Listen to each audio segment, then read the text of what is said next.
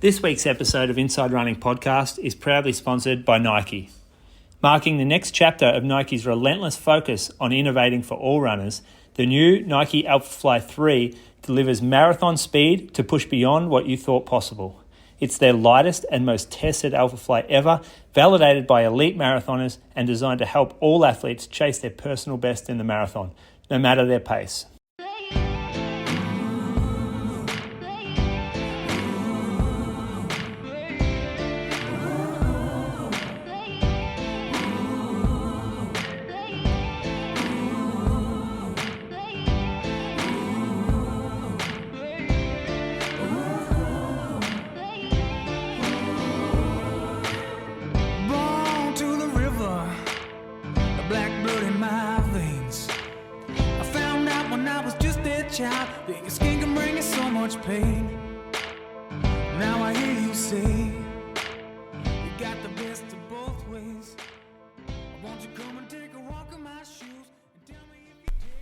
Welcome to episode number 334 of the Inside Running Podcast. Thank you for joining us for another week. Big show coming at you this week. We've got an interview with Jack Rayner, the freshly minted Australian 10,000 metre record holder. Women's and men's Australian 3K champs to talk about, Moose on the Loose, a bit more running news, and everything else that you expect on this podcast. Welcome to my co-host up in Canberra. He's had a stressful weekend. He was just telling us off air. Bradley Croker, congratulations on the auction and welcome to episode number 334. Thanks, Brady. It's been an interesting 7 days and definitely feeling tired. Like I haven't been sleeping very well. If I was wearing my Garmin to bed, my sleep score would be very low the last probably week. But it was a good weekend. We bought a house and now we've got the stressful job of trying to sell the house that we actually live in at the moment. So we've got like 90 days to do that. Oh, so banks and real estate agents, conveyors, all your best mates at the moment. All that sort of stuff, yep. My other co-host, he joins us from Anglesea each and every week. However, I think he was in Melbourne presenting at a seminar on the weekend. Julian Spence, welcome to you. Thanks, mate. Yeah, I got up there early and I left early, so I was back on the coast by early afternoon, and it was a nice day, so enjoyed that. You were one of the first presenters? Second presenter. Is it like a music festival when they build up the last headliner as the best act? Yeah, well, I didn't stay, so I can't tell you.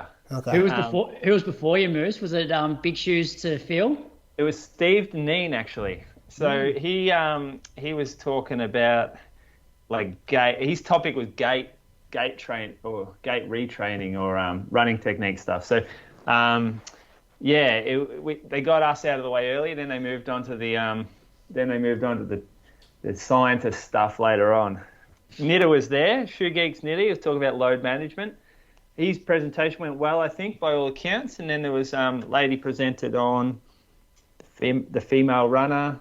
I think there was a chat about calves, like calf injuries. And then Hannah Basic and her coach talked about the coach-athlete relationship as well.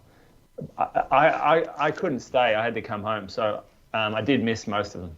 Okay. Did you get nervous or went all fine? I heard you killed it. Well, I made a presentation. It was a funny story, actually. I made a presentation and I spent a bit of time on it, and then I gave it on Thursday night in a little staff meeting. We had a bit of staff training, and I had the presentation up, and I kind of rushed through it, and it went terribly, to be honest. I was really disappointed with how it flowed.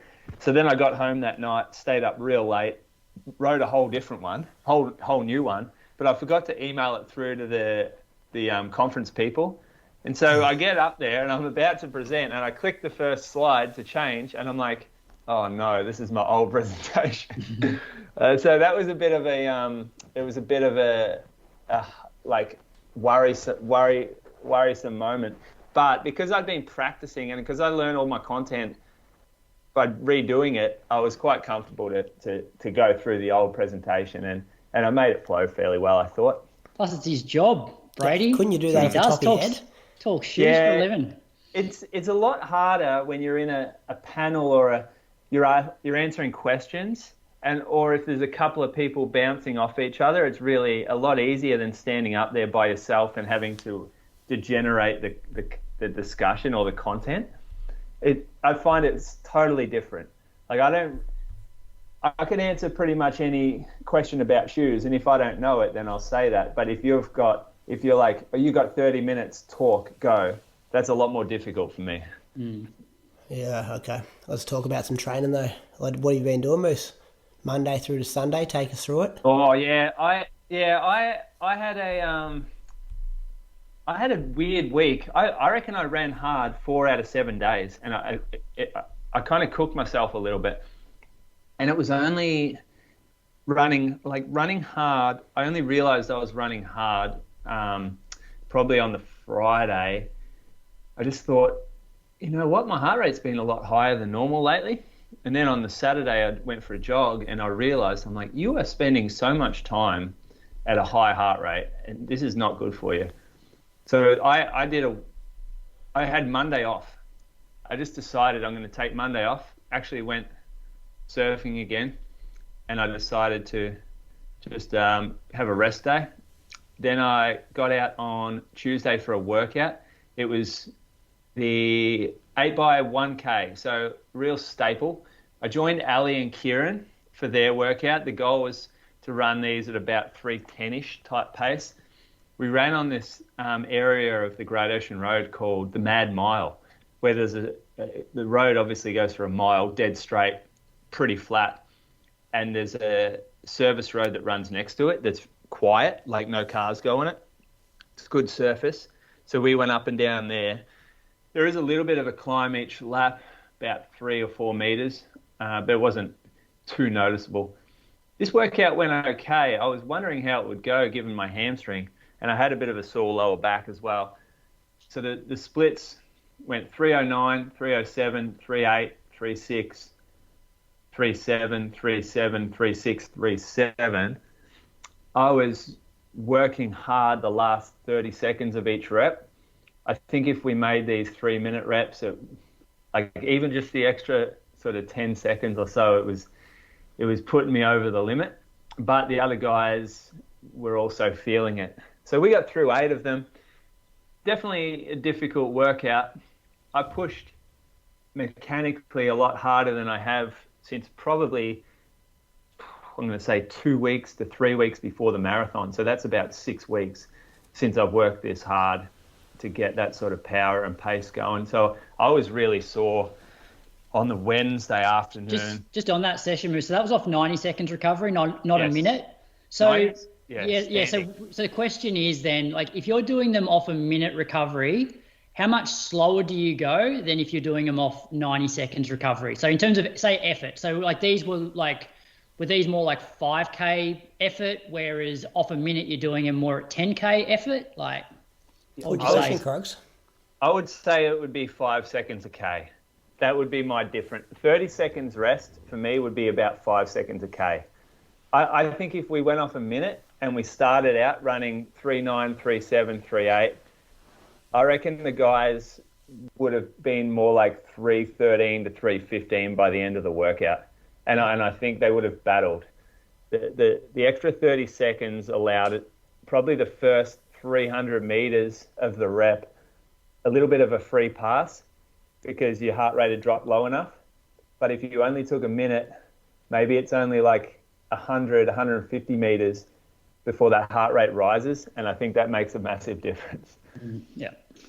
Yeah, effort-wise, I'm going to say it was probably 5K effort. Yeah. That's about right. Yeah. Yeah. Yeah, we jogged the next morning. We had a New Balance wear test. So I drove into Geelong, met at Roscoe's Cafe, formerly known as Geelong West Social Club. Jimmy's the man for these wear test days. He's got the gig for that. So he had the shoes all set up, ready to go. We had people come along, chuck on some New Balance Rebels or the New Balance SC Elite 4s and go for a jog down along the foreshore in Geelong. So there's a waterfront area. It was quite nice. We saw the sun come up and then had coffee and pastries afterwards. So that was pretty enjoyable. Beautiful 30-ish way minutes. to start your day, isn't it? It's not bad. I mean, it's pretty early. Driving into Geelong for a 30-minute run because I drove home after that. Oh, you didn't stay for work? Nah, this was like the day I had to write that presentation. Yeah, okay. Yeah. New Balance So- Rebel, is that a jogging shoe to go with the Super Comp Elite 4? Yeah, so they have 3 shoes that kind of sit in that little lineup. They've got relationships with each other. You've got the SC Elite V4, which is the race shoe. That's plated. That uses PEBA foam. Then you cut down to the Supercomp Trainer version 2, which is high stack. It's like a PEBA blend. I think it's 20% PEBA, but it's not as high end as the race shoe is. Still got a carbon plate in it. Still feels quite nice, but you've got a pair, Brady. I've sent you a pair. Yeah, yeah. Then you've got the Rebel that sits below that, and the Rebel doesn't have a plate. It uses a similar foam as the Trainer. It's more flexible. I feel like I noticed the ground a lot more. It's a bit more of a nimble. It's a bit more of a minimal type shoe, I guess. It's still got a lot of cushion, but it just doesn't feel like you're in that high stack super shoe, super trainer world. It very much looks like the Super Comp Elite, though, not the Super Comp Trainer. Like that, Yeah, you know what I mean? Like the aesthetics are geometry like of that it for kind of sure. thing. Yeah. Yeah. Only because you also sent me a pair of those, which I'm grateful for, and I was just like, where does this shoe fit? Like, I don't enjoy it too much to jog in, but I probably wouldn't pick it up to do a workout in. But like steady pace, I think, is the go-to. Yeah, I think if you've got a lot of shoes, you find it hard to fit in the rotation. So if you have your race shoe and then you have your easy shoe and potentially you've got a long run or a tempo shoe, it may not find a home. But not everyone's like us. They don't have 8 shoes to pick from every time they go for a run. So they might have their jogging shoe and then they want a light shoe. Yeah. And instead of going to a race shoe, then they're going to go to something like this. Or I was thinking a moose where I'd probably use it would be if I was going out for like a short run and I wanted to do some strides afterwards and feel good doing the strides, I'd probably wear this one for 35 minutes and then do some strides in them as well. Yeah, that's perfect. If you go on holidays and could only take one shoe, you could do a workout in that, but also jog in it. You could. It probably just struggles a little on the long run. Yeah. That's where it would fall down. Oh, I hit 36k in it yesterday and it was okay. Oh, really? Yeah, yeah. There you go. It was actually good. Well done. Yeah. That's good, I reckon. That's good. I mean, it's got a lot of cushion. Yeah. The footy preseason players, they tend to like a shoe like this because they very rarely go out for real easy runs. They're normally picking the pace up or they're doing an interval session. They don't really run that far. Like maybe they'll run maximum 30, 40 minutes. So this is the perfect shoe for that kind of runner. Yeah, and they love 4-minute K pace. Yeah, well, yeah. And they like light shoes. Yeah. Like the lighter the better. That's what they reckon. And it's inexpensive. It's $220, which is one of the least expensive shoes in the store, but you're getting you still get a very premium feel from the shoe. Yeah, that's surprising actually. I didn't know it was that cheap. Yeah, it's really light too. It's lighter than the race shoe. Anyway, that was Jimmy organising that. What'd you do on Thursday? Yeah, so I jogged again. I jogged twice, I think. So what did I do? Sorry. No, that Arvo I jogged again. And then the next morning I put on a pair of shoes that haven't been released yet. Got delivered early to us, and it was one of those sort of light bulb runs where you're considering the shoe as you're running, going, "Holy shit! I think this could be like one of the greats, one of the all-time daily trainer shoes," because we place a lot of emphasis and there's a lot of hype around the race day shoes that come out, but we wear them 20% of the time of the week, maybe less. So I get more excited when I see a daily trainer come in and I feel like this is something that excites me to run in. And that's what this was. It's made by the company On. We'll be able to release more details shortly. There's a bit of an embargo on it, which means no media, no announcements, like we can't sell it, anything like that, can't put photos up. but it's going to land April 4. It's a release date for that shoe, so keep an eye on the running company's socials. I'll be able to go into more detail, but look, I've worn this shoe a lot since I received it, and I really like it.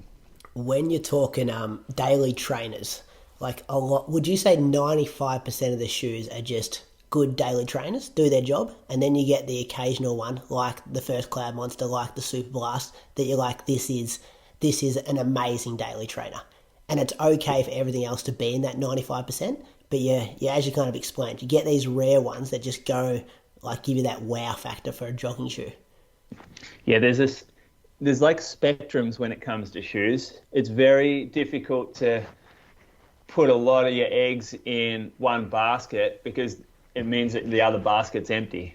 So you might have a really poppy, fun, bouncy daily trainer, but it could be really unstable. Or it could be a bad fit, or maybe it's not very durable. Those sort of compromises. But there's shoes like the Super Blast that's come out as a daily trainer that's really fun, really performance orientated, but also feels great when you're running very slow in it as well. And it suits a variety of people. That's the kind of unicorn type thing that these brands are trying to achieve. And I feel like this shoe also achieved that. Like when you look at the rest of the daily trainer world, the shoes are normally very good for something, but then they'll lack somewhere else. Some shoes are very good at everything, but that's a very rare occurrence, and that's what excites you. When you get that one, that's the exciting bit. Which must make it hard for shoe brands to compete. Like, because you know what I mean? Like, you're trying to hit a shoe that can do 4 or 5 things. Yeah, but you only know what you know as well. Yeah. So people that haven't run in some of these unicorn type shoes, they don't really know what they're missing out on. It's just once you go into them, it's very hard to go back to the old style that you've had before. Yeah, except when you need to. Sometimes they suit a purpose, like if you have an injury or something like that. I'd like Shoe Geeks on here this week, folks. You are. I think, whose job do you want? Do you want Knitters or Tommy's? I've been Brady? hitting up Knitter flat out trying to get on that show. But anyway. You could be our special guest. No, I don't think so. I'm not smart enough about shoes. I just think they look good at the pub, and then I'm just like, yeah, this is a good jogging shoe or a good racing shoe. That's about all I can say about shoes. But I like asking you questions about it. That's my funnest. That's my favourite bit. Okay, well, I'll try to answer them. I jogged that Arvo down the waterfront. They were setting up Geelong 70.3 half Ironman thing. That was on this weekend. So I jogged past, like, massive setup down there. Huge setup. It'd be like seeing Melbourne Marathon getting set up. Next day, did a workout down in the new estate area. Did workout with Kieran and Ali. So basically the same group, that the Osaka group, except I've dropped back to the B squad, and I didn't have a great run. So it was 30 minutes threshold. Although my heart rate just sort of continued to get higher throughout. The pace didn't feel too much of an issue mechanically, but my heart was just beating a lot. So by the end, I was like well over threshold at 323 to 325-ish type pace. And that is pure fitness issue. And I really noticed that this was the first time where I'm like, geez, you're out of shape. Like all that taper and then all the recovery and then the low mileage weeks that you used as part of your rebuild. I've hit a real low point in terms of my fitness now. So I'm building back from there. But what I haven't been doing is appreciating how unfit I am. And now I need to start respecting that. So I'm going to be more diligent with heart rate type training, making sure my easy runs are easy. If I go up a hill, slow right down, don't push up it. So I did 30 minutes. We ran 326s. Then we jogged 5 minutes into 10 minutes of 20-second surge, 40-second jog. And it was a decent morning, nearly 45 minutes worth. Body felt okay for these, just did not feel fit. And then the next day, jogged an hour in the afternoon when I got back from the presentation. And this, again, heart rate, I could not get it down. I I started down the hill, and it seems like it should be low. It's the start of your run, but I'm at like 140 beats 3 minutes into the run. And then I go up the first hill and I'm over 150, and then coming back up the hill, I'm spending time just underneath threshold up this solid hill. And my legs were tired, and I was like, oh, gee, tomorrow's going to be hard. Tomorrow is the long run in the bush. I can barely run an hour over hills today. Funnily enough, got up for Sunday. So had a guest that night, or guests. You might have heard me mention Chris Cook's name before. He's a shoe developer for Nike.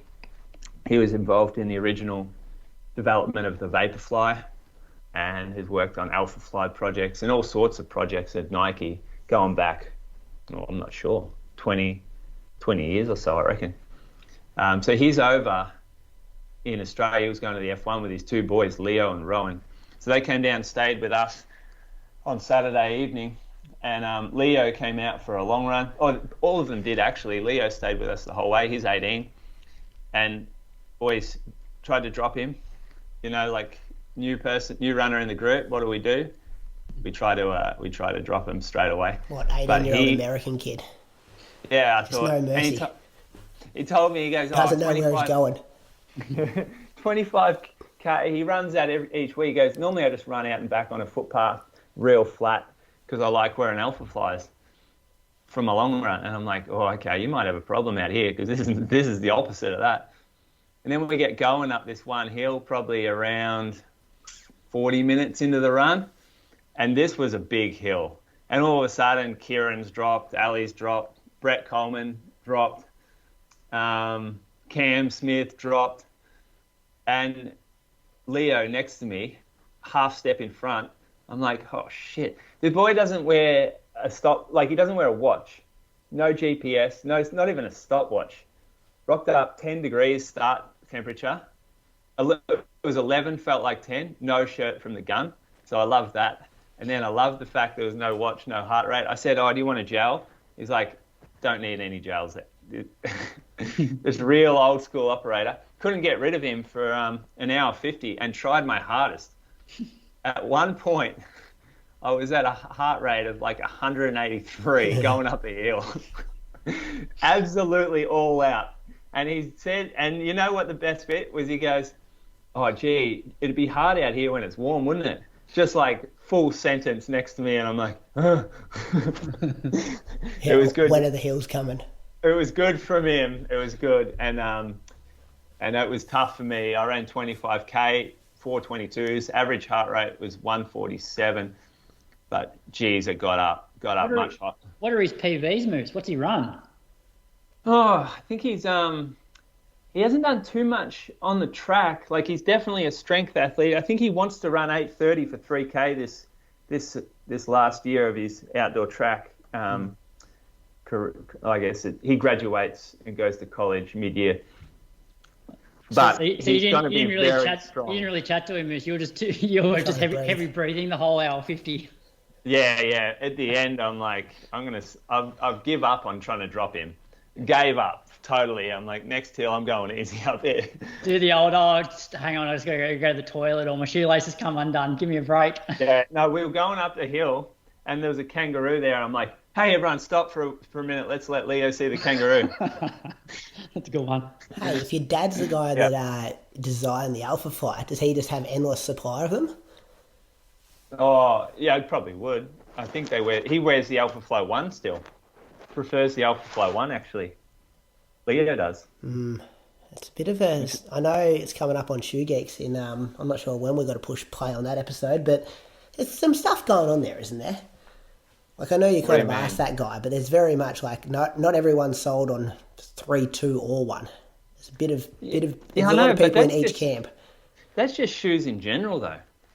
You know, like not everyone's different. Everyone runs differently. We're all different weights. We all have different preferences. How many other brands does that happen to? That people go back to the original for their super shoe, their race shoe. Like, you don't see Ali back in the first New Balance. You don't see the Adidas people back in the original Adidas, do you? But Asics, they all go with the latest model of race shoe. Do you know what that's saying to me, though? Is They're that so Nike far was advanced. Exactly. They were so Yeah. advanced. Yeah. Yeah. That's right. Yeah, they were putting stuff out back when that was just so far ahead of everyone else that it's still equal, if not better, than the new models. Yeah. It's pretty incredible that they were able to do that. And when we talk about putting a shoe on and being absolutely blown away, the first Vaporfly Next Percent. Oh, yeah, that green one. That still sits in my head as like, this is the game changer in footwear right here. Like, we can't lose with this. Yeah. Wouldn't you love to have that experience again, though? Because now it almost feels foreign to sort of know what it was like when you first put that on, because it was unlike anything you'd ever experienced before in years and years of running. Yeah. I've put the Alphafly 3 on, and I got a pretty good feel when I put that on. Like, that was up there for me. But the first Alphafly, do you guys remember putting that on for the first time? Yeah. I don't know if I do. Yes, I do. Yes, I do. The black one, black and green. Yeah, I've still got it. Mine sat in a box for about a year, and then I was down the coast for Dad's 70th birthday, and I put it on, and it was like a very enjoyable session. Yeah. Yeah. I remember putting it on at Nike there's a guy there called Tony Bignell, and he had a pair in his office. It was the wrong size, but I put it on 1 foot, jogged down the hallway, and got back. I'm like, this is changing the game. That's 2 minutes off a marathon right there. Like, I need a pair. I don't just want a pair of these. I'm like, I need a pair of these immediately. To me, it was about 5 seconds a K. I know. I looked down at my watch, and I'm like, is my GPS wrong? Because I'm running about 5 seconds a K faster than I would have before I put these on. Yeah. Your PB was set in the 4% though, wasn't it, Moose? The Flyknit one? The red one? The Flyknit one, yep. What did you run world champs in? The Vaporfly Next Percent 1. Green one. So the next one after that. Have you ran a marathon in the Alphafly 1? Oh, nah. Oh, because you were out for those kind of years, weren't you? Yeah, and then there was COVID. But I did some big marathon workouts in the 1, and I loved it. All right, Sunday. How many Ks was that for the week? Oh, it was about 104 maybe. So about the same mileage, but slow things down. Is that what you're saying? I'll increase the mile. I'll be able to increase the mileage easily because I slow it down. It'll just feel so much better. Yeah. I'm looking forward to running easier this week. Good. Croaks, what have you been doing? I had an increase in mileage. I went from like 60 odd to 80. What was I? 87 maybe? 87 I did. So kicked off on Monday. Went out for 45 minutes, 4:22s. Felt pretty good. Like, I guess I'd run 80 minutes the day before, so that was my longest run, I guess, since coming back from the hip. So I wasn't sure how it would pull up, but I had no pain at all. And then Tuesday, I had, like, as I said at the start of the show, it's like I haven't been sleeping great, just with a bit of the stress of the house stuff. And so went to work on Tuesday, and I had this like splitting headache all day. I got home, and the group were doing like short hill reps on Tuesday. I'm like, one, I feel crap. Two, short hill reps is probably not the session to come back on with my hip. So I basically just took the day off and just messaged Rob saying, mate, won't be there. Can you look after the group? So that was a rest day Tuesday. I should say I went to the gym Monday afternoon as well. So that's what I did Monday. Rest day Tuesday. Wednesday went out for 70 minutes. So I do want to start to just increase sort of the midweek long run, although 70 minutes is not that long. I don't think I ate enough the night before because I was about, I don't know if you guys have experienced this before, but you're about like 15, 20 minutes into a run and you just start to get really like dizzy. Yeah. I know that feeling. Luckily, I took a gel with me. So I'm like, I'm just going to have a gel. And then took the gel 15, 20 minutes later, felt great. So I ended up averaging 4:12s for 70 minutes. Then on Thursday, went out after work for 7.5K, 4:18s. And then Friday was my first session back. So joined the group down at Lake Burley Griffin. It was a nice, cool morning. And so the session was 3 sets of 7-minute tempo, 2-minute solid and 90-second jog. So I did this session with Liam, and so I felt a bit clunky on the first set, but from a fitness point of view, I was actually pretty happy with how it went. So I was running sort of 337 to 340 for the 7-minute rep. So for me, it was probably a bit easier than tempo. So I've just put like 7 minutes steady. And then for the 2-minute kick down, I went like 320 for the first set, 314, 312. And that felt really good. And then jogging 90 seconds in sort of 420, 430 kilometre pace. So ended up averaging, what was it, like 337s for 30 minutes. Heart rate was, I think I only cracked 170 like right at the last 2 minutes and averaged like 159. So from a fitness point of view, I think that's pretty good given sort of what I've been doing. And then Saturday, I went to the gym then Friday afternoon. And then Saturday, we had an auction the open home was like 9:30. So I went for a run at Mulligans and then for 45 minutes, averaged I think 4:15s. Basically then drove 400 meters to the auction. Did the auction, got the win, signed some papers, had a chat to the sellers, and then I was driving home. So I was about 1 kilometre from where the auction was and had Collis in the back seat. And on the side of the road was this like toddler, like wouldn't have been, probably wasn't even 2. Like obviously he was walking, had nothing on other than a nappy.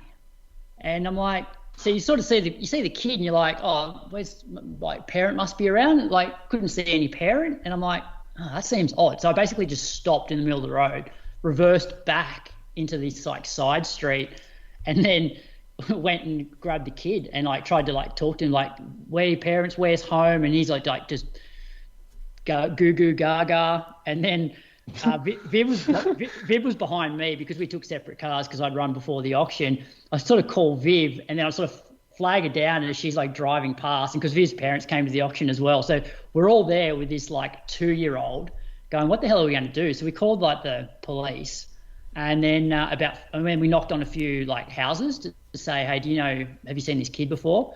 And about 10 minutes later, this mum comes like around the corner, like pretty much like crying.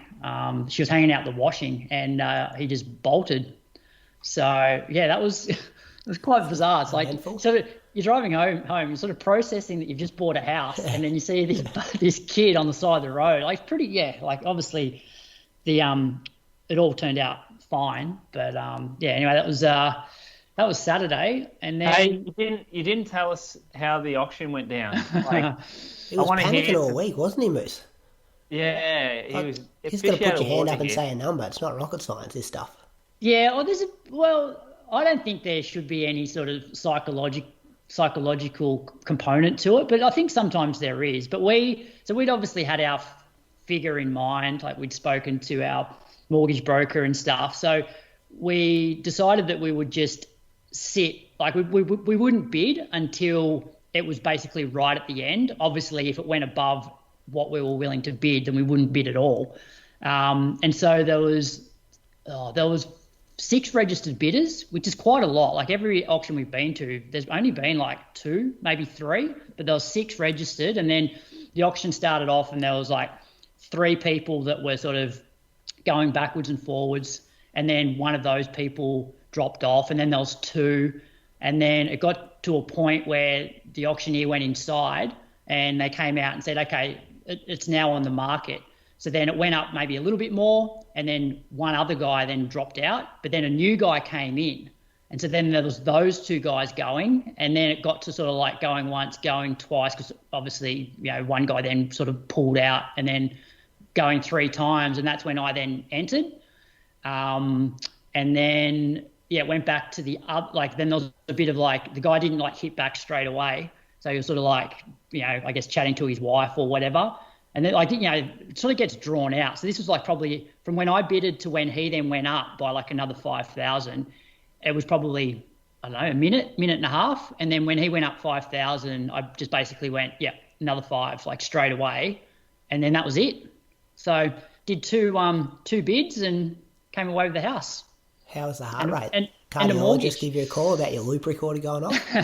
Nah, I was actually fine during it. I think it was when they said like sold that's when it sort of hit me like, oh shit. It's like no turning back now. But during it was fine because we had our plan. We knew what our we knew what our number was, and it's like up until that point you can just keep you don't even have to think about it. You just go, another 5. So anyway, that was good. So we got 90 days now to settle. Hopefully we can sell this house before that and move in a bit earlier, but we'll see. Did you feel like you won a race? Oh well, actually, it's funny you say that, Moose, because during the week I was having like pre-race anxiety, like the same sort of thing. More so when maybe you rock up to a local fun run where you think you've got a chance to win, but you're not sure who's going to turn up. Remember those days where you used to rock up to a fun run and you never knew who was like entered, and you go and pay your money, get your bib, you'd go and warm up, and you'd be like looking around to see whether any of like the other locals were here to race. I sort of had that feeling in the days leading up, because it's like, well, one, it's like, you sort of got your heart set on this house, but then you don't know who else is going to turn up, and you don't know what their limit is, and then you start like questioning. It's like, well, is this a good idea? Because like there's nothing wrong with our house. Like you both have been here. It's like a 10-year-old house. Like it's fine. I was nervous more in the days leading up, and then during the auction itself, I was fine. I was a bit shaky like afterwards, and then the last few days I've been a bit sort of just on edge, because now there's a lot of moving parts in terms of trying to get this house sold. So which brings me to Sunday. So Sunday was one of the toughest long runs I've done in a long time. So I met Jack. So it was just me and him, because a couple of other guys did their long runs on the Saturday with a bit of marathon stuff in it. And like we averaged 4:10s for an hour 42. This was not enjoyable for me. I think it was a combination of a bit extra mileage. Like I haven't run 80K in a week. It was obviously probably too fast, and just the emotion. Like I was just tired. Like I just hadn't slept really well for like 3 or 4 nights, and so this was a run where I was just very happy to finish it. So 24.5K, a bit like you, Moose. I think I need to, like, I'm not unfit, but I definitely need to respect it. And like 4:10s for a long run is sort of the pace that I'm doing when I'm actually going okay. So 87K for me for the week, which is good. I'll try and get closer to 100 this coming week, and then sit it there for a few weeks. Croaks, I'm just in our Strava group. Listeners, if you're not a part of our Strava group, join that. Average pace for the week. Coming off a hip injury, 87K for the week. Moose, what do you reckon is average for the week? Oh, so that's long run, workouts. Everything from Monday to Sunday. 4:16. 4:12. Oh, that's fast. Slow What's it yours? down, Craig. Slow What's it down. mine? Well, me and you aren't even on here because it's only the top 100 people in our group. Oh, wait, so we're not in the top 100 of average pace? To get in the top 100, you need to be under 4:15 for the week. Oh, Croaks. What's number one? Croaks, you are sitting at position 72nd. Number one average pace is 3:27, but they only did, they did 75K for the week, yeah. Oh, who's that? Your mate Matt Johnson is in here, Croaks. Oh no, he's only done one run though. One run of 5K. Did a park run. Yeah, I'm kind of ignoring anyone that's, the next one's ran 78K and averaged 3:44 pace. Okay. With 6 runs, that's pretty good. Chris You're right. Grunt, there's people just up on one 5K run. I do need to make... Slow that down. I do need to get a few 4:30s to 4:45s in there. Yep. Yeah, especially when you're going over hills. Yeah. You don't need to be worrying about ending a long run at the moment being tired or cooked or unenjoyable. Yeah, I think that run, I don't think it would have mattered what pace I was running at that Sunday. I think I was just drained. Mentally exhausted. Yeah. Okay, good. I'll tell you about a week, fellas. I've been a bit sick the last 2 weeks. I haven't been able to shake this cold. You know when you got a sickness that like you're not sick enough to take a day off work or like probably alter your running, but you kind of need to do that to actually get better? That's what I've got. So I've got to do some stuff different this week. Got to make the call. Got to make the call. 2 weeks. I remember a couple of weeks ago I was like choking, coughing. I've got to get rid of this. Silly. Anyway, Monday did 18K in the morning, which included some strides, 4:41 average, and then 8K on the treadmill in the Arvo. Tuesday I did a workout. I'm hoping this was the last hot morning. I wanted to do 5 by 3K at goal marathon pace, but I capped it at 4, and then I just did like 1K a bit harder at the end, 500 jog between, just sweating heaps. And then I got to my car and checked my phone. It was like 22, feels like 25. So I'm like, no wonder that felt harder, because that's some, hard conditions to try to run reasonably quick in. And perceived effort was high, and probably a bit of like sickness still lingering as well. In the Arvo, I did 30 minutes on the treadmill. Wednesday, I got out for 90 minutes at 4:19 pace, and I reckon this is the best I've felt jogging since Osaka. Probably one of the only runs I've been under, 4:30 pace as well. Early start, 5:50 in the morning, so pretty dark for most of it. But it was good to feel good jogging, and just when that kind of 4:15 to 4:20 pace flows for me, I know I'm in a pretty good spot. Thursday, got out for 60 minutes before school at 4:44s, and then I did 40 minutes on the treadmill in the afternoon. Started watching The Gentleman on Netflix, Croaks. You watch that? No, I haven't. I've seen it advertised on there, though. You watched the Moose? That's good. Is it a movie? It was a movie, but now there's a TV show. Oh, I watched a movie. I didn't know there was a movie until Kramers told me about it yesterday. So I went back and watched the movie. But now it's like a 7 or 8 part series, which is really good, pretty entertaining. I think you'd both enjoy it. Friday I did monofartlek, so I've kind of got this like 20-minute window. Need to hit some bit of speed stuff before I've got to go to work and after the sun comes up. So I thought monofartlek's going to be perfect for this.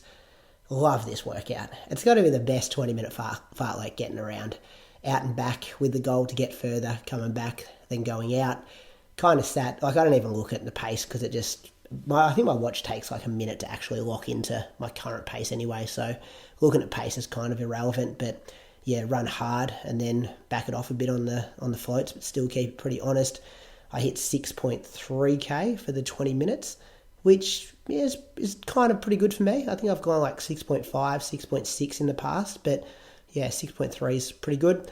And I kind of backed the floats off a tiny bit because I want this to be like a real B workout, because I was planning to go a bit harder on the Sunday. So, that was good. When's the last time you guys did a monofartlek? Chuck that in your programs. Beautiful workout. Be a while. Yeah. I tend to now just do minute on, minute float. Just, I don't know, it gets similar for me. Same sort of intensity. Yeah. Around that sort of, for me, like if I'm doing 10 by minute on, minute float, I'm probably like 5k effort for the ons, maybe about 5k effort and about 30 seconds a k slower for the floats. I sometimes cut the last 2 minutes for people I'm coaching, just because I like 15 seconds. Just, I don't know, sometimes I feel when you set people 15 seconds, they feel like they've got to absolutely sprint it, and because it's, you're probably tired, your technique's a bit all over the shop, it could be a bit risky, especially for maybe the older athlete. Because that last 2 minutes is just like, you don't know, your watch is beeping, you're not sure if you're on or off, you're just trying to run hard and get to the end of the workout. It's all on. It's all on by that last 2 minutes. I feel like the older we get, you've got to keep it on, otherwise you can't get going again. Yeah. One thing I often do, Brady, as well, is throw in like a bit of fartlek after a tempo. So it'll be like 15-minute tempo, and then a couple of minute jog, and then I'll sort of almost do like the back end of mono a little bit, like do 4 times minute on, minute float, and then straight into 5 by 30 on, 30 float. Yeah. But I haven't done like a straight mono for years. I do like it when is it 12 minutes in, you'd be like finish the 1 minutes, maybe 14 minutes. You feel like you've kind of, mentally you've just got to turn it on for 30 seconds and 15 seconds, and it's quite good. If people don't know what monofartlek is, 2 by 90 seconds, 4 by 1 minute, 4 by 30 seconds, 4 by 15 seconds, same float recovery as the ons to give you 20 minutes in total. I find though, often the first time I do mono after a long time, I'll often like overcook it, and so I get to the 30s and I'm completely screwed by that stage. Plenty of times, Croaks. Plenty of times, just fully gassed at like 12 minutes in. But I think if you put the brakes on early with that out and back idea, I think that helps you big time. And I did identify from this, like I am lacking like speed. Like I felt like I was flying in those 90 seconds and I was running like 3 flat minute K pace. So I've got to, maybe get some more strides in or some sharper stuff over the next couple of days. 9k in the treadmill, that Arvo. Saturday was just a standard 16 8k double. Then Sunday, went down to Ali Pashley's family farm down in Colbernabon, met up with Crammers and Archie. Crammers was doing a workout, so he was hitting this for his Ballarat prep, where he was trying to roll the flat section and the downhills at his 95% marathon pace. So that was about 350. So we got up the top of the first hill to start off with, about 6k in, and then we got rolling from then. And it was good. I was working pretty hard. I averaged 358, just under 500 metres of climbing for the morning, all dirt roads. Heart rate was 153 though, so pretty high. Definitely not an easy run for me. Cram was super fit. Archie did the first 2 hours with us, and that was a good way to spend the Sunday morning. Beautiful sunrise when we started, and that was 180k for the week. At that stage where I'm chucking big hay in the barn, boys, mileage-wise, but I'm tired from it, but I'm not that fit from it yet. But I've just got to remember that I need to be fit in 5 weeks' time, not tomorrow. So you're not that confident at the moment then? Not yet, but I think once this sickness goes, and then, I think I'll turn a page reasonably quick. I was confident that fartlek showed me I was reasonably fit, and I'm not getting to the end of these runs absolutely cooked, but probably just need a couple more long ones in there. That's 2 weeks of 180k now, and I think once I hit 3 or 4 in a row, that's going to be starting to see a bit of fitness. Yeah, that's a plan anyway. Yeah, you know who's showing up there to Ballarat yet? Any more word? No, I've got no whispers on Ballarat Elite Field. Have you? Not really. Tommy DeCanto going to run it? I don't really know, to be honest. You'd be able to chat to him about that. Yeah, I'll ask him. Well, he's going to be way ahead of where we will. I think there'd be a nice pack around like 219, 220. And I didn't realise, but I was looking at the website the other day, the half marathon starts at the same time.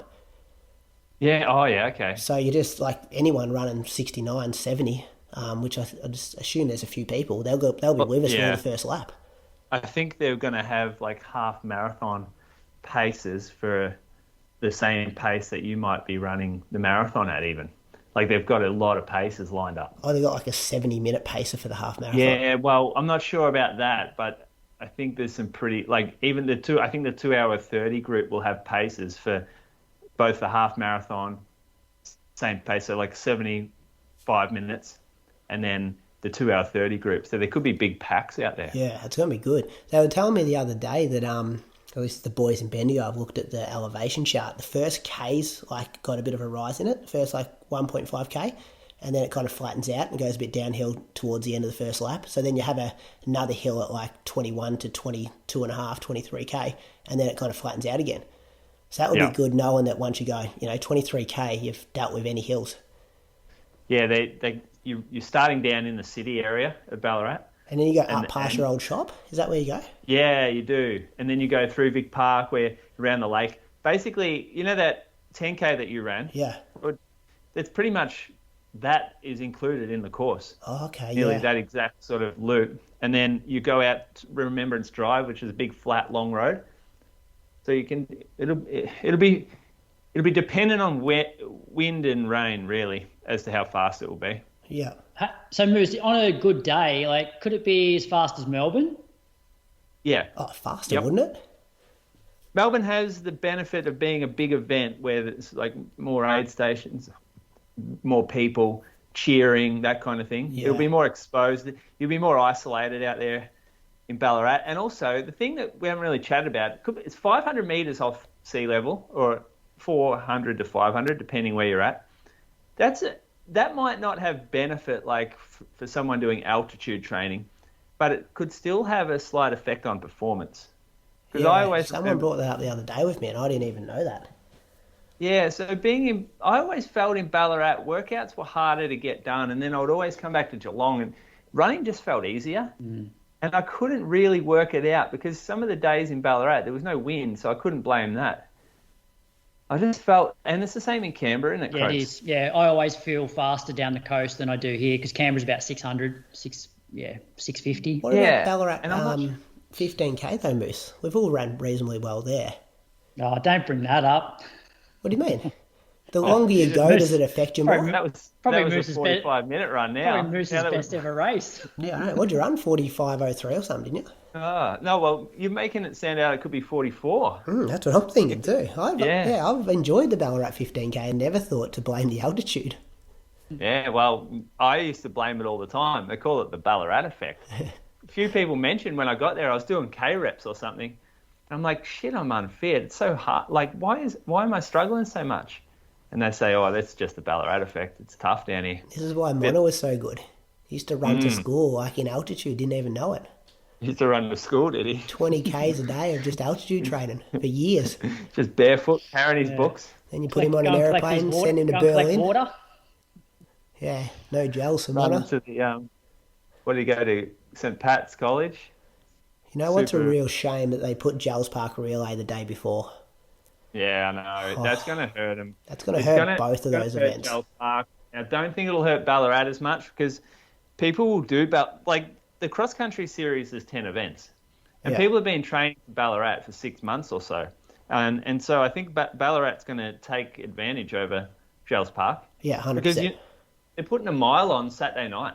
Yeah. So that the road mile has good money on it.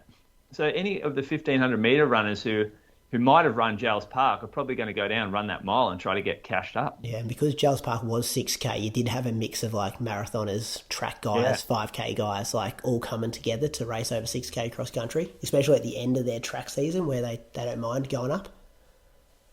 Yeah, it'll hurt decision. big time.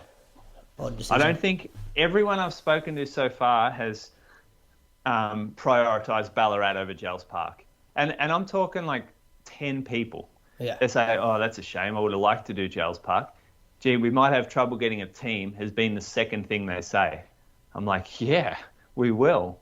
And I know AV, they actually put on, they're doing the insurance. Like they're sort of part of the Ballarat event. So it's a shame yesterday as well that I'll have to cross-check it, but the Albert Park 10K is also the same weekend, the same day as the Launceston 10K. Oh, yeah. Well, yeah, okay. That's a different state. I'll pay that one a bit. Don't you sit down and just open the calendar and just be like, what races should we avoid? Let's not put our 10K on the same date that all our 10K runners go to Tasmania. Yeah, it gets a bit difficult. The events, there's a lot of events at the moment. I guess that is a pretty big one. It's one of the biggest 10Ks in the country. Yeah. And the Albert Park's the biggest 10K in our state. Yeah. Anyway. But at some point the calendar gets clogged, but gee, Ballarat's like they've got over 3,000 people already entered down there, and you'd have to think that at least 1,000 of them are AV, registered AV runners. Let's thank some Patreon supporters. Croaks, who you got?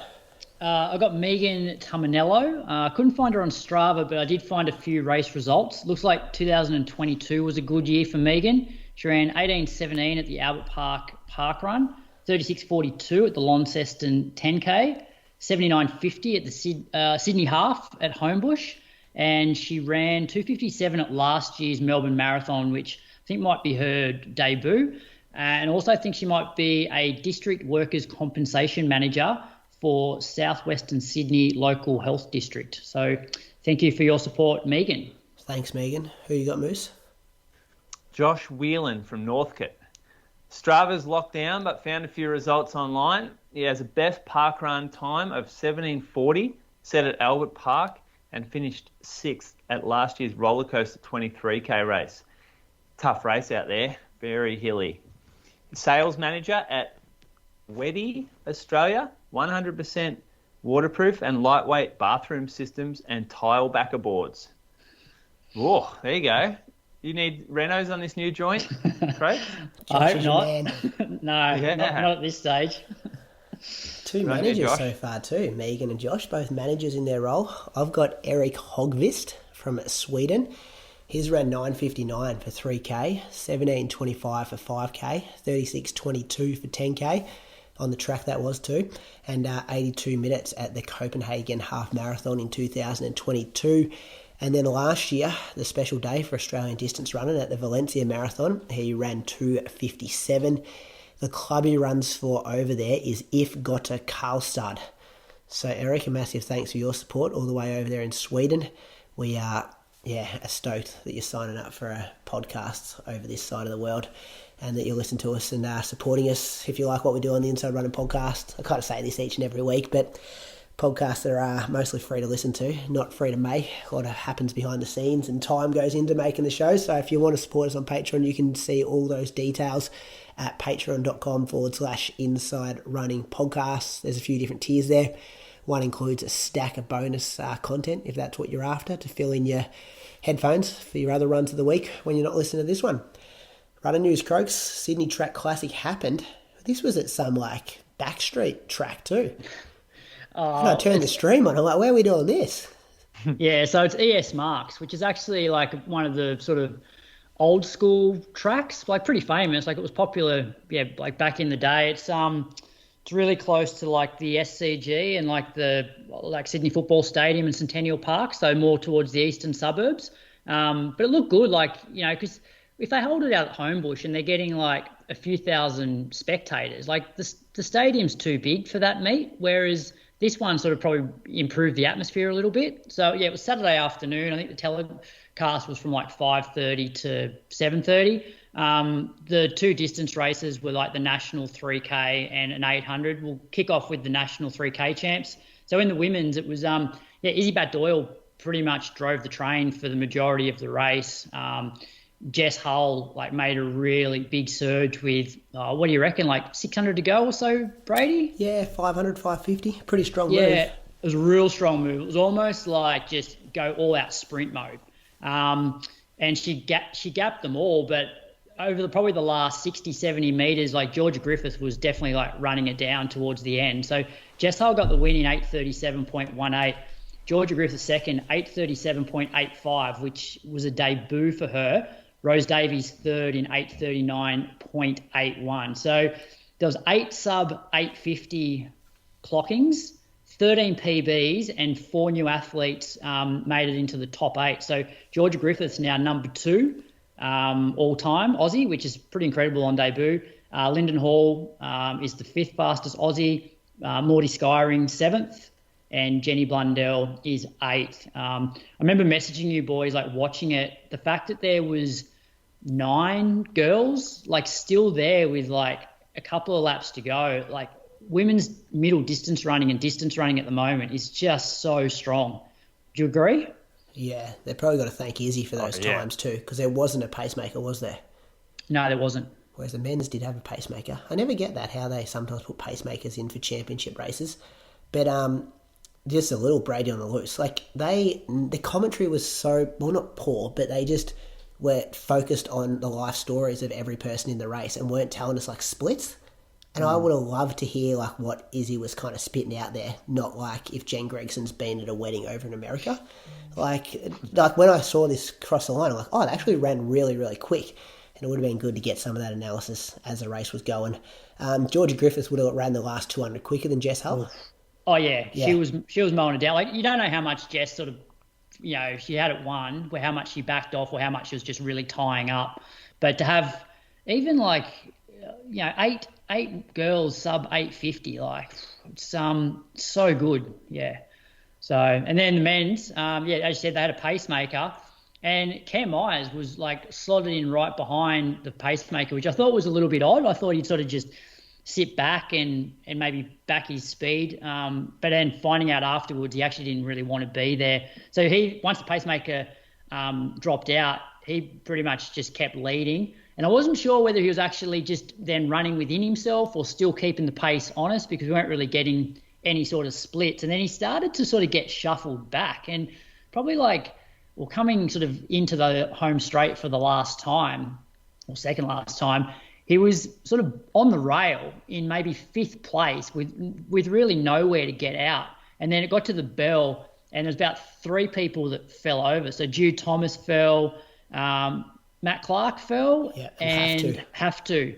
And you sort of thought Cam was gone by that stage, but then down the back straight, he sort of, I guess, just that 1,500 metre mentality came in that, oh, hang on, the bell's gone, we're in the last lap here, and was able to find another gear and pull away and get the win in 7:46, which was a under 20 national record, broke Jude Thomas's record.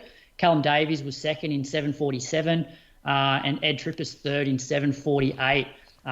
Once again, like a heap of PBs. I've just got the results here. So 1, 2, 3, 4, 5, 6, 7, 8, 9, 10 PBs and 14 sub 8-minute runs. And even the B race was really deep and strong as well. So good running from the men. Yeah, it was good. A bit hard to watch that that stack, wasn't it? Bodies, just the legs going everywhere, arms, the whole lot. Yeah, it looked like Jude ended up pretty injured. I haven't heard. Have you guys heard? Well, the rest of them got up and finished, but he didn't. He kind of just walked over. You could see Collis getting him, on the track. Yeah. Okay. Yeah. It was a shame for that to happen, because you just lost a few contenders from the race at that point. It took and it created a gap, which means the guys that were ahead of the crash, they all of a sudden had a couple of meters on those that were behind, and they had to make it up. So it did change the dynamic of the race a lot. I was surprised by Ramsden. At one point, it looked like he was potentially going to win it, and then I think down maybe the back straight on the last lap, he just absolutely popped and never saw him again. So go back and watch his first 400 too. It's like he's trying to get out and doesn't know where he wants to position himself. Tactically needs some work there.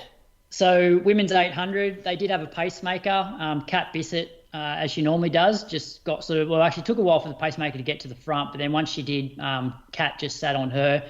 Abby sort of sat back, but then Abby sort of, standard sort of in that last 50 just starts to move up, and then with 80 to go, sort of went past Kat and got the win in 159.71, which was the season's best. Kat finished second, 2 minutes 0.29, and Laura Roth was third in 204.69. And then in the men's, anything you want to add about the 800? Nah, it's pretty straightforward there for Abby just to go past with 50, 60 metres to go. Yeah, and then the men's finish was fascinating. So sort of similar to how all the 800s have played out lately, where Peyton Craig sort of just starts stalking the field in the last 120, and you think, sort of 50 to 60 to go, you think, oh yeah, here he comes, he's going to get over the top of Luke Boyes, who was in front at the time. But Luke actually held on, got the win, 145.86, which was a PB. Peyton Craig finished second, 100th of a second behind, 145.87, and Jack Lund third in 146.63. Thought the beast was going to get him there in the home straight. That's his move. Didn't pull it off though. Box Hill Burn Moosh. See these, the 1K and the 5Ks. No live stream, but the videos are up on Athletics Victoria at the moment. Oh, wait, so they recorded it, but they didn't stream it? Yeah, yep. Okay. I haven't seen the videos. All I saw was a finish. I think we put it up. Someone must have sent it to you. Yep, Tony, thank you. Yep, so in the 1K, it was set up for Stewie to go the Australian record. But he got beaten by Andrew Koskaren, who's throwing a spanner in the works this season over here. He's winning all the races he's not supposed to. So he ran 2:19.36 to beat Stewie, who was second, 2:20.32, and Paul Robinson, 2:20.78. So you watched this? I didn't watch this. I watched it. Pacer took him through in 53 seconds, I think it was. Stewie just took him a while to get around. Yeah, we know the way he starts his track races, and then he probably spent the first 400-500 metres trying to get onto the rail, and then Corcoran just got away from him at the end. Paul Robinson wasn't far off as well, but a weird kind of distance 1K. Looked too short for Stewie. Well, it is, isn't it? I did Jeff Risley writing in as well, because he's the record holder. He wrote into our DMs just saying 2:16's not that easy, fellas. I was good from Jeff. Did you say that it was easy, did you? No, I think he was implying that, hey, 2:16's pretty quick. Yeah, you got to be a bit of an 800 dog to get in there. Although, Corcoran, 2:19 is the Zatopek winner. You got Stewie, who's Zatopek winner. He's also a 3:30, 1,500 metre guy, isn't he, Corcoran? And Stewie? Yeah. Why? I'm not sure Corcoran's 15. Oh, he's low. He's 3. I think he's 3:30ish as well. Yeah. What are your thoughts on Stewie doing this instead of the National 3K? Oh, yeah. Weird. It's an interesting one. It would have been good up there. Perhaps he just didn't think it was worth going up to run 740s odd. And I'm not sure. Maybe this was fitted his fitted his plan for the season a little better to go shorter, and then he goes and does national 5K or the trials.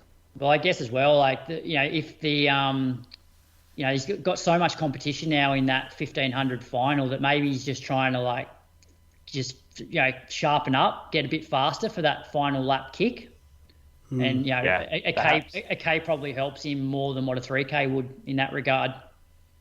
Bit of leg speed. Yeah, in the ladies' race, Brooke Feldmeyer won in 2:51. Well, this isn't as fast as the men, isn't it?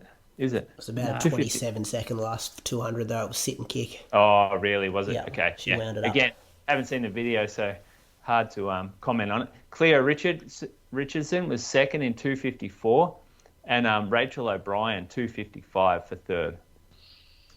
In the 5K, not probably quite as deep as previous years, maybe. Seth O'Donnell ran 14:04 to beat Adrian Potter by 10 hundredths of a second.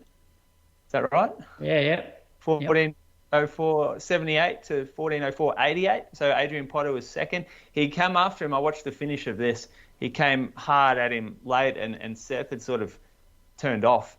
But then he jumped. It's almost like he flicked the switch and held Adrian off. Connor Latouf third in 14:05. Where's Connor Latouf from? Queensland. Okay. Sophie Hall won the ladies, and she is a young runner, junior athlete. We got an age on Sophie? No, but is it Lyndon related to Lyndon? To her sister? No. It's not? No, I'm pretty sure no. But I think she's under 16 still, perhaps. She ran 16:28. Bianca Puglisi is 16:49. So Sophie has come out and destroyed the field there. Catherine Lund, 16:59 for third. The lights look good too, didn't they? They did. I've got to watch it. Yeah. Do you reckon we'll see more tracks have the lights in Australia in the next 12 months? I think this is very much a blue-collar job. Do you see some of the footage? These are like some guys who are die-hard Box Hill fans who have put their time and energy into getting these onto the track. So what I'm saying is, unless you've got people who can do it like that, I don't think you'll see it on many tracks. Do we get a price on it? No. That'd be an interesting one. I think that's the biggest determiner in whether we'll see other tracks get it. I think if you were AA getting a quote from the people that actually do it, it would be a lot more expensive than these guys. I reckon they put a lot of blood, sweat and tears into getting these lights onto that track. And good on them. Yeah. This is grassroots athletics trying to better the sport. They've done really well. Yeah, last bit of news from me. World Cross Country have got their start list out. It's this Saturday night, late our time. Aragawi's there, Cheptegei's there, Kipolimo's there. So good to see those guys kind of headline the men's race. Beatrice Chibet, last year's defending champion at Bathurst. Same with Kipolimo, wasn't it, Croaks? He won at Bathurst as well. Mm-hmm. Lillian Rengrut. I reckon, where have I heard that name before, Croaks? You picked her for something, didn't you? I picked Beatrice Chibet to win last year. That's but right. she's like won medals, I think, at maybe the World Road Running Champs, and she's been on Diamond League circuit. Safan Hassan also there. Just 3 weeks, probably 4 weeks from Tokyo to World Cross Country. She pulled out. She withdrew. Oh, did she? Of the World Cross. Okay. She's still on this start list here. They obviously haven't been updated yet. So that's something to look forward to Sunday night. Our good to see Fiji send a full team. I did like that when I was looking at it. But we've got some Australians in action as well. Not too many women, but we've got the men there to look out for, and a lot of the juniors on the Saturday evening, talking about it all next week. Croaks, what's the listener question this week? Chris, the question is, I've been reflecting on when I began running, and in brackets pre-GPS watch era, and how coaches would prescribe on time, i.e. 60-minute run. I feel it was a lot easier to run to feel, less pressure due to no Strava or any visibility if you ran solo. Maybe it's my own weakness, but I definitely learned how to listen to my body a lot better than how I see people today doing so, or how I do so myself currently. Direct question is, do you think you would be better off as an athlete if you went back to a stopwatch and gave up Strava for a year? I kind of feel that I would. That came in from a Matt. Two-part, isn't it? First part, having the data when you're actively out there. Second part, knowing the data is going to go somewhere and people are going to judge you on that data. Mm-hmm. Yeah. First part does not worry me at all, but second part, I definitely like thinking about how am I going to title this, like the little things like that. More so probably for races than training.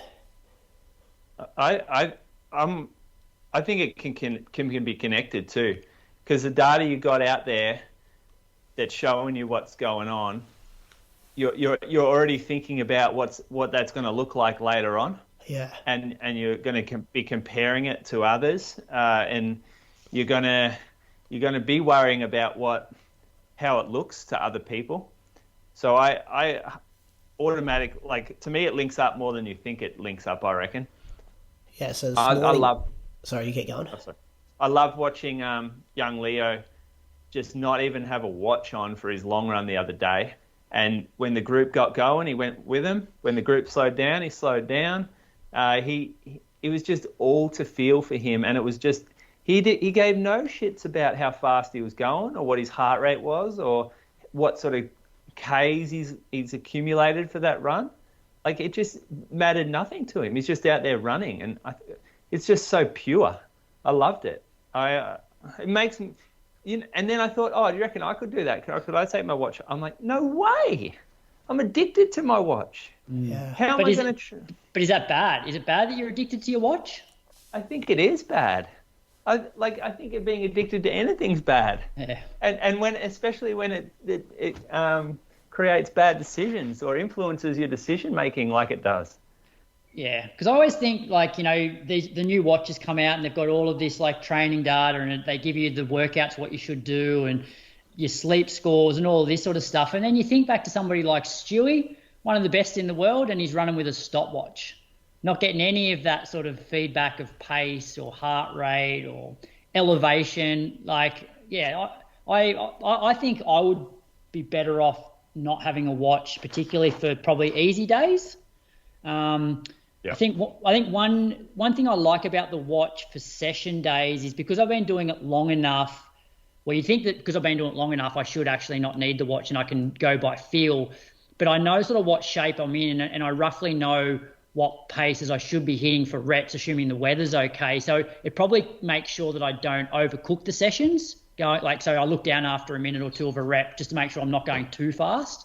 But I should probably know how that feels anyway now because I've been doing it for so long. Yeah. I jogged this morning at like 4:55 pace because that's what my body was like spitting out today. And my heart rate was like my jogging pace, easy. And like halfway through it, I'm thinking, should I title this like Easy Days Easy to justify how slow it was? And I'm just like, who cares? No one cares. Just jog. Like, it was good that I already slowed down to that pace to do it, but the fact that I was thinking about how to justify it worries me a bit. Yeah. Yeah, there's just these influences on what you're doing that's not a good thing. You should really be in this sort of state when the only influence is your feel, your intuition. Yeah, which I was following, but at the same time I was like, oh, this isn't going to look great. Like, at least I then didn't pick it up in the second half to get the average down to 420, so it looked better on Strava. But I don't think anybody looks at your easy runs and cares about the pace of them, really. No, they don't. They probably don't even really care about your sessions either. Well, I use it as an example at the time. It's just like, if I'm running 2 minutes or a minute and a half slower than my marathon pace, my easy days, that's fine. Look at Brett Robinson. He does heaps of his jogging at like 4:20 pace. He runs 2:07. Yeah. So yeah, slower is better. You've gone in a different direction to talking about how easy should be easy. No, that's another rule. Yeah, but it even when you're doing a workout, just trying to push things where it looks so good on Strava, like, and you want people to think you're going really well, but that also puts you in a position where when you get to a race, you get judged much harder if you've put out these good sessions and your workout and your race goes poorly. Because it's like, oh, you've been training too hard and you weren't as fit as you thought you was, all this sort of stuff.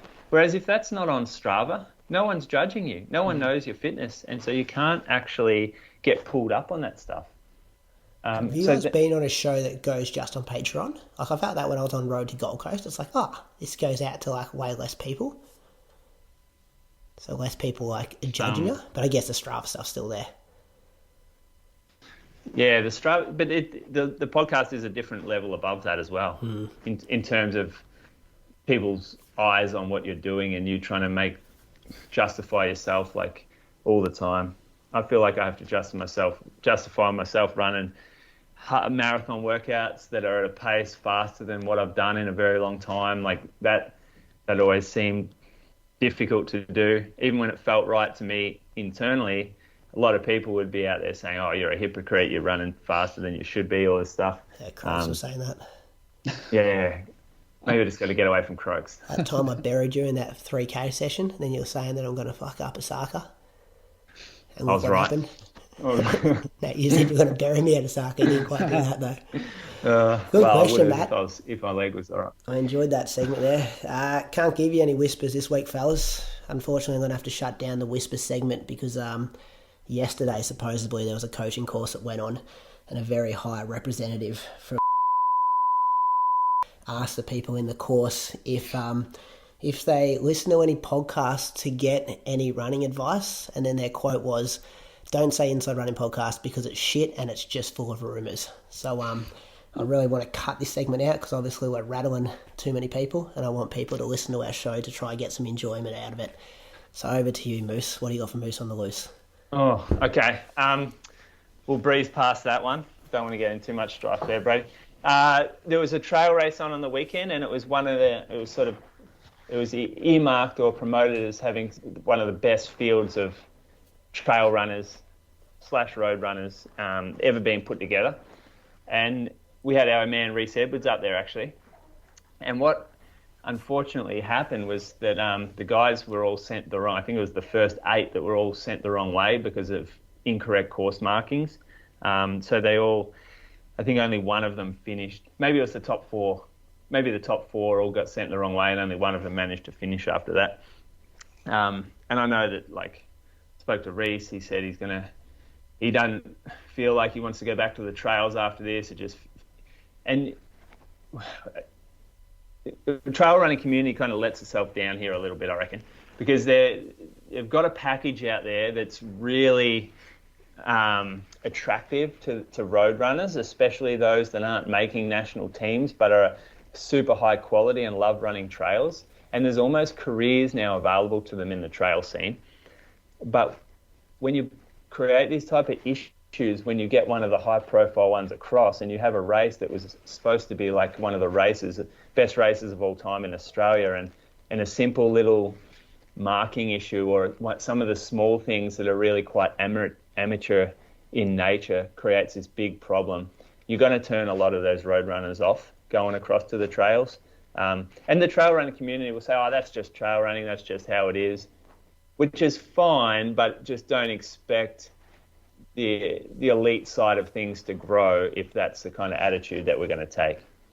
So for me, I'd love to see a trail race come out with a high level of professionalism and really market itself towards that faster road runner or cross-country runner or track runner, whoever it is, where they're going to get like the experience of a professional race and know that the race is going to be put on properly. Like Western States or something? Are they professional? Yeah, like Isn't that like one of the big they're ones? pretty professional. Yeah, that's one of the big ones, and not many people go the wrong way there. Like occasionally they do, but it's 100 miles of marking, right? That's a lot of marking. This was 40k race, and it was using a lot of the same course that the other runners were on. It just, I think, missed. They accidentally forgot to take down the 100k markings or something along those lines. But yeah, like you go overseas and it is a very professional environment. I know Ironman have been taking over some trail races, and there's been a lot of controversy around that. But what you do know is you're going to get maybe a little bit more professionalism within that event. So yeah, there's good sides and bad sides, I guess, to the bigger event companies coming in. And look, this is the event that still held looked like it was great. there was only 4 people affected by that. So this isn't a big deal for the event, and like by no means should is it a poor event or anything like that. It's just those 4 people were the first 4 athletes going through, and they're the first 4 that sort of everyone was looking to see for this great race. But by the time they got back on course, I don't think any of them were interested in finishing. Oh, one of them was. Yeah, I saw Reese's Strava. I was wondering what was going on there. Because then he did another run in the afternoon, didn't he? He went out for a double. Yeah. 20k morning and night. Yeah. Yeah. All right. That's interesting. What's coming up, Croaks? Some stuff up your way? Abbey Thomas Mile, which is the Australian Mile Champs. That's Thursday night. Got fields? Yeah, I think it'll be pretty hot. Stewie? Not sure about. Actually, I'm not. The entry's only closed Sunday night, so I don't think it's come out. But Cam Miles will do it. I wouldn't be surprised if Jesse Hunt does it. I think it'll be a good race. At Bankstown? It's at Bankstown, yeah. Corcoran, he might do it. Yeah. Could be quick. Yep. That's good. Then the World Cross, we spoke of that before, about 9 p.m. to midnight, Melbourne, Sydney time. Jess Stenson, fellas, she's under 2 weeks away from her marathon as well. Put a long-term watch on that one. And then Croaks, the interview this week, Jack Rayner, thanks to Nike Australia. You had fun doing this last week? Yeah, so last Wednesday, I sat down with Jack for close to half an hour. So it was good to be able to chat to him after the race, because originally we were going to do the interview before his US race, but to be able to recap that race and find out what it means for him in terms of qualifying for the Olympics, which things have changed now, because when we spoke about it on the interview, I thought he was ranked maybe 21st out of, so they take 27 for the 10K. And I thought based on his Zatopek and the US race that he would be ranked 21st. But then I looked today and he's ranked 29th with an average of 1,203 points. And he needs basically 1,220 average to be in the top 27. And for context, Nico Young, 1652, is worth 1,238 points. So obviously if Jack ran that time, he'd be automatic because he's run the time. But if he got that amount of points for another 10K, he'd still only be on 1,224 average, so only just sneaking in. So he's basically going to have to run the time, I think, to make the 10K, which is a shame, because looking at the rankings, the way a lot of people are inside that top 27 is through that cross country. You get 1,240 points if you win one of those gold label cross country races, which is more points than what Nico Young got for running 26:52. What about Oceania? How many points for a win there? How many bonus points? I reckon it's probably 60 or 70 points, because that's where Jack got quite a few extra points for winning Zatopek because it was national championship. So they're his 2 results, aren't they? Yeah. Zatopek and his sound running. We thought that the other sound running one might have went in there, but that was actually the year before. It was, yes. So he got 1,211 points from the sound running, which is just the performance. There's no bonus points for placing there. And at Zatopek, he got 1,195 points and a bonus 60 for, being the Aussie champ. But the problem is, he would have to run really, really fast at the Oceania champs, and they're in Fiji. That's the problem, right? Are they in Fiji? They're in Fiji. I looked it up, between the 4th and the 8th of June, which is probably the point when he's overseas. That's late, isn't it? Yeah. It's very difficult to run fast there, obviously, because of the weather conditions. Yeah. He talks about it, though, the night of the 10Ks. That's what he's got to do now. Yeah. So it looks like the only way he can make the 10 now is to probably run sub 27 minutes, which would be that race you just mentioned, Brady. Good. Which he's capable of, isn't he? But even if he just runs if he runs another one, won't that be okay? Just a 27 low or not? No, well, he needs an average of 1,220. So you obviously take out his worst result, which would be his Zatopek one, but he's got 1,211 points from the US one. So for him to average 1,220, he needs to then run 12. He has to basically get 1,230 odd points, which is significantly faster, which is probably him breaking 27 minutes anyway.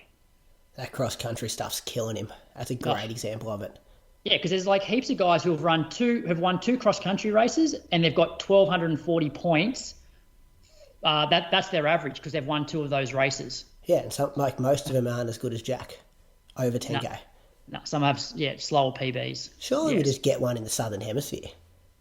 Well, just the cross country shouldn't count. Just make Bandura 10K gold label.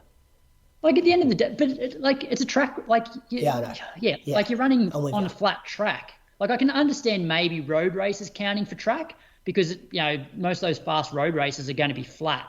But having a hilly cross country course where time's not irrelevant, having people qualify for the 10K on the track through that's just stupid.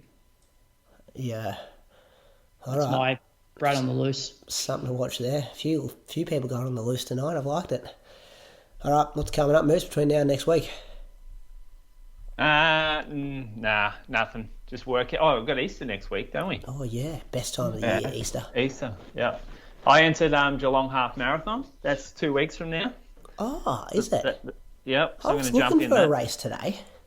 Canberra Marathon, Brady. I know Canberra, Half. and there's also Hobart Airport Marathon and Half Marathon. That come up. Oh yeah, I remember that. That's that's a new one. Half Marathon is on the bike path, Geelong Half Marathon. Yeah. When you move into that new house, but Croaks?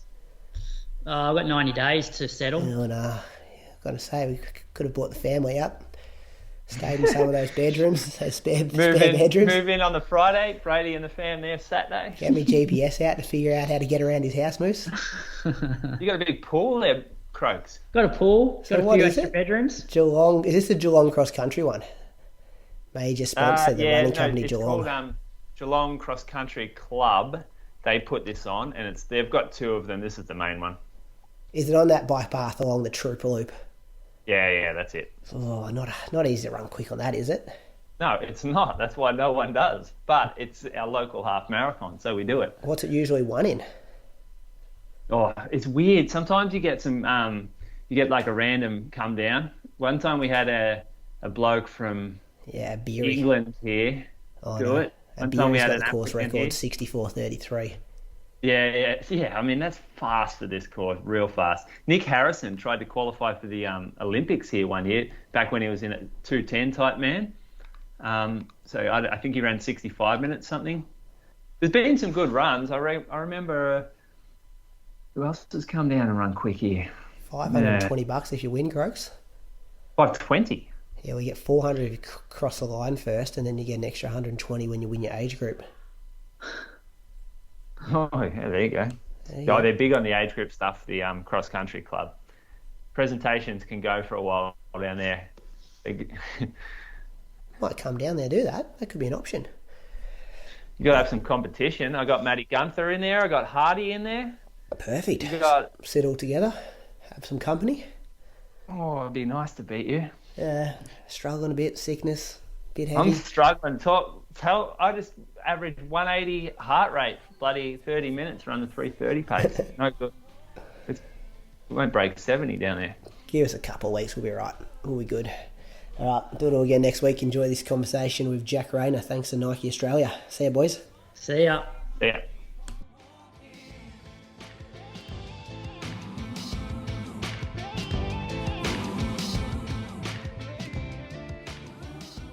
All right, this week's guest represented Australia at the Tokyo Olympics, has a 5,000 metre PB of 13:06, and last weekend he ran 27:09 to break his own national 10,000 metre record.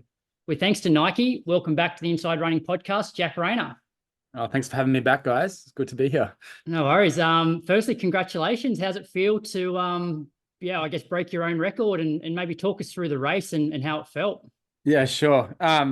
It's a funny thing breaking your own record. It's probably didn't feel quite as sweet as when I first did it 2 years ago. But still, anytime you're running a record is still an amazing feeling. But I think it was funny. Someone asked me the other day how it felt, and I'm like, thinking back, it felt quite a lot harder than when I ran 27:15.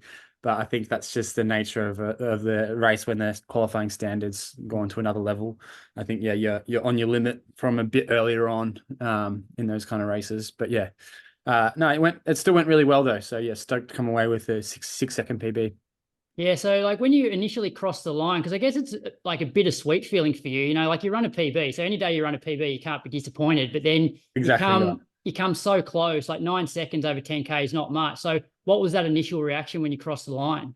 I was pretty exhausted. My initial reaction was lying on the ground for a couple of minutes, but yeah, obviously would have been yeah. The main goal was to run the time, but yeah, I knew it would be quite a big ask trying to run under 27 minutes. So I was a bit wary of not trying to go out too hard in the start. So I knew they did have a lot of guys in the race as well. There was almost 40 people on your 10K. So there's not too many races you do when there's that many guys running around the track and they're all, obviously trying to run the same time. So yeah, there was a bit of carnage in the first half, a lot of elbows, a few spikes. But still coming away with 6 seconds. Yeah, it was a step in the right direction. So I think it will put me in a pretty good spot. But we'll obviously be focusing on the 5K now. So that will be the main goal. And so talk us through like the training in the lead up, like how did it differ from when you ran 27:15? It was pretty similar. Like I had a falls stint in January both times. So we're training 3 times a week, normal kind of sessions. The only thing that had changed really was we're doing our thresholds a bit differently, where we break them up a bit now and we're going a little bit longer. So I think that's one of the big differences as well, which you're getting a few more K in each session doing it that way. But still no double thresholds or anything like that, which a lot of guys are doing now. But maybe one day. And based on your training form, what were sort of the predictions? Like, where did you think you could run on the perfect day in the US?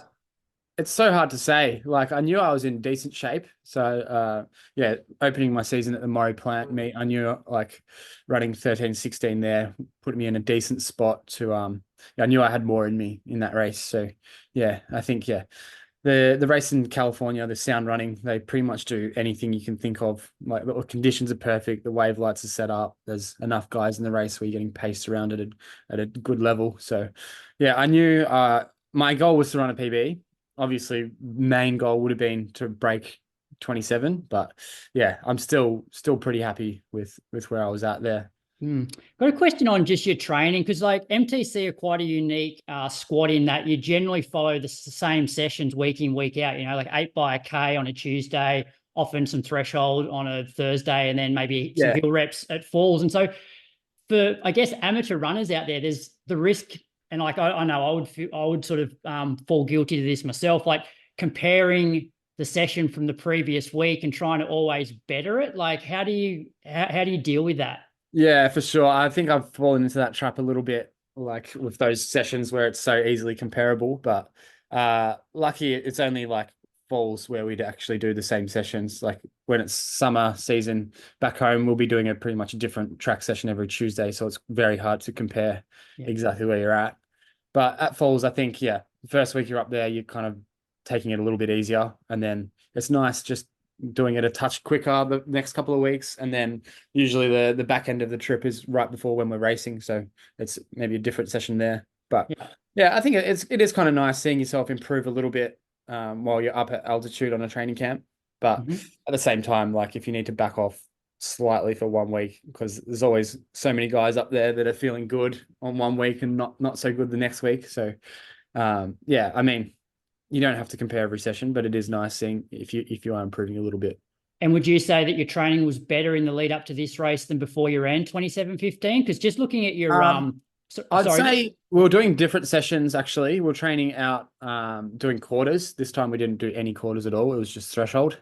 But I think I compared some of my hill sessions and they were slightly better this time. But then I think some of my K sessions were better last time.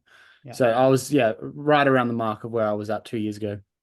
And where to from here now in terms of qualifying for the Olympics? Because we chatted about it on the main show during the week, and because it looks like that Road to Paris website hasn't been updated for you because you're still not on the rankings there. Yeah, I just hadn't ran enough 5 or 10 Ks. So because I've got you down here that your Zatopek got you 1195 points and your sound running would have got you 1211. So your average of those is 1,203 points, which puts you actually 21st on Yeah. the rankings out of, I guess, what, a field of 27. So are you confident that those two 10Ks will be enough to get you in the 10, or will you look to run another 10K? Still figuring it out. There's not really too many out there that are left to do. Like there's the 9 of the 10K PBs in the UK. So that could be an option if I need to do that. But yeah, the only other tricky part is that how people can qualify through the World Cross Country. Talk us through, like, what are your thoughts on that? Because we had a look at the rankings, and it's like so many guys in that top 27 have got all of their points through the World Circuit Cross Country Series, which is pretty hard for a guy in the Southern Hemisphere to get around to those. Exactly. Yeah, it is a bit like, I mean, if I was had the opportunity to do them, I probably would be jumping on that as well. So I can't be too disappointed. But yeah, I'll ideally like to run the qualifying time in the 5K, and then if I do qualify in the 10K, it will be a bonus as well. Yeah. But yeah, I'll look to do nationals in the 5K, and then I've got a couple of races in China lined up for the Diamond League. Oh, nice. 2 5Ks there, a week apart, so that'll be good to do them. Yeah, very good. It's been ages since we've had you on the show, so I thought I might just chat about the last couple of years. Like, it's pretty much been, I think, since the night you broke the Aussie record, we're chatting to you and you're walking around the streets trying to find like a beer. That's it. Yeah. Luckily this time I could, because I had a couple of the Irish guys with me. So yeah, that was good. We found somewhere. Yeah. It was good having company. So 2022, you broke the Aussie record in the 10, and then you ran 13:06 for the 5K. 2023, like internationally, probably wasn't a great season for you. Like, it's a bit of a write-off. I had a few little health issues. I had I think I was overtraining quite a little bit. Like I had a stress reaction after World Cross Country and the start of the year, and then had obviously a bit of time off cross training after that. And I think I thought I was going a bit better than what I was at the moment. At the time, and then kind of got thrown into the deep end with the Diamond League races, and then when I wasn't quite where I should have been at, it kind of threw me to the other end, and I was running quite terribly. And then I think I was overtraining a touch as well when I was on training camps, and then just kind of pretty much gave myself reds for a couple months. All right, so you're like officially like diagnosed with that? It wasn't like an official diagnosis, but I think, it was a fair chance that I did have it. And then, ended up getting some blood tests done, and I had very low testosterone as well. So I think, I was just pretty much spent last year.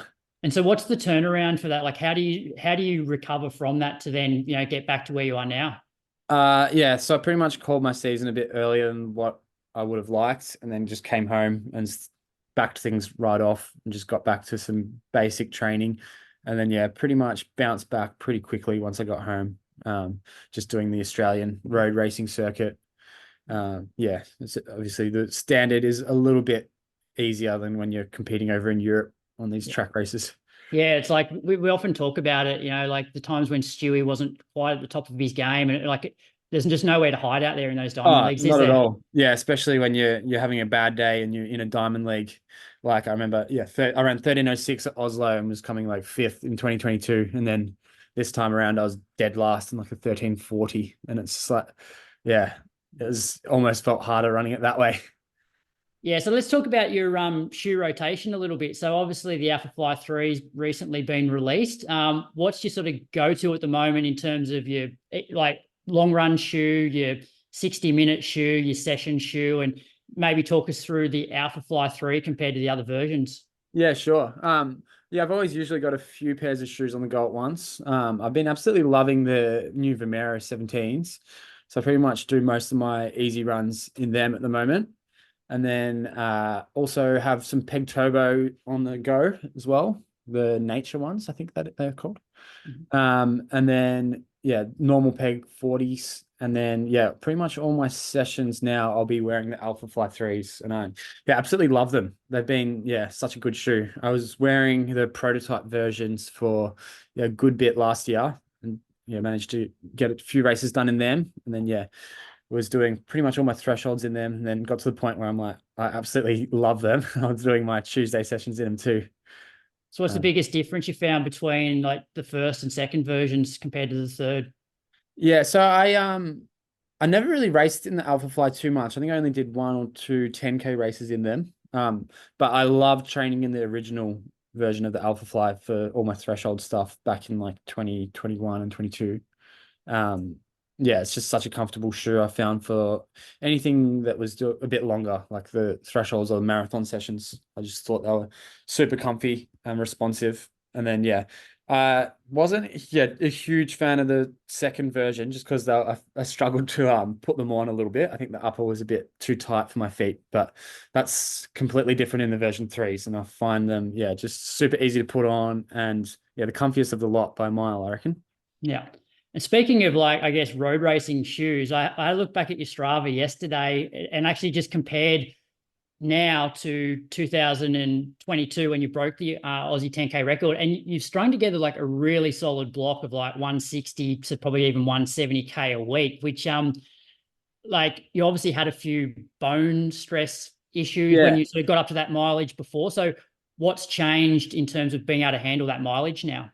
I think the biggest part would probably be nutrition. Like I reckon looking back, I was definitely under fueling when I was trying to do like these big marathon blocks. And then that's pretty much the main reason I reckon I was getting injured. And maybe not so much recovery.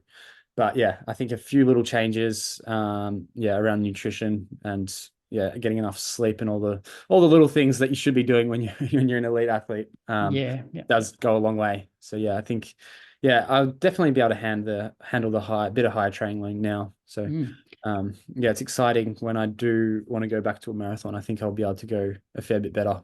Yeah, which brings me to the marathon. Like, given now you're running this 160K a week in, week out, you've run the fastest time ever by an Aussie over 10K. Do you have your sights set on Brett's half marathon and marathon Aussie record? That would be nice. Yeah. I think I'll definitely be able to get some more my half marathons done. Like it's much easier trying to just jump in and do a half compared to training for a full marathon.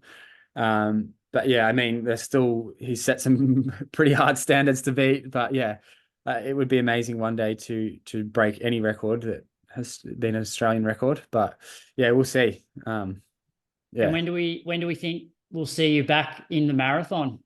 That's a good question. It's so hard to say, but I do miss it. I do want to do another one soon. I just don't know when it will fit in best. But first and foremost, we'll be focusing on the track stuff for the Olympics, and then who knows, maybe towards the end of this year, if everything's going well, I could potentially do one, or maybe next year, but we'll see.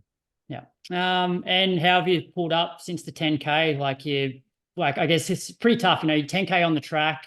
And then, probably late night, not much time over in the US, fly home. Like, how's the body been feeling?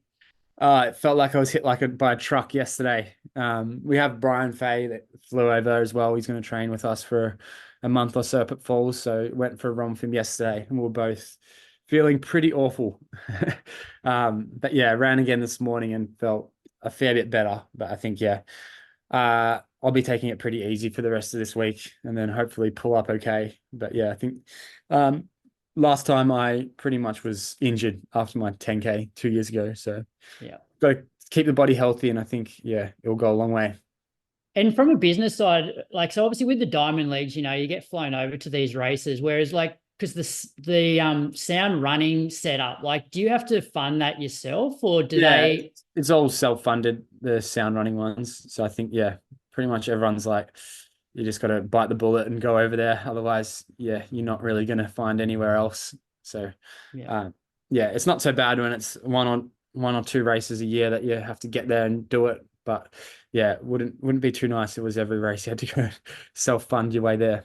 And was it a solo trip? Did anybody go over with you? And what? I flew over solo, but then met Brian and his coach Phelan over there. They came and stayed with me there. So it was good to have company. And pretty rare to have two Aussie records in the same distance go down on the same day. I reckon the only time that's probably happened was the marathon. Exactly. That's the only one other race I can think of. The marathon, even though they're in different countries. But this time it was, at the same meet. So That was pretty incredible. She ran super well. I saw like the start of the race, and then we had to go warm up, and then I got back, and then I'm just like, whoa.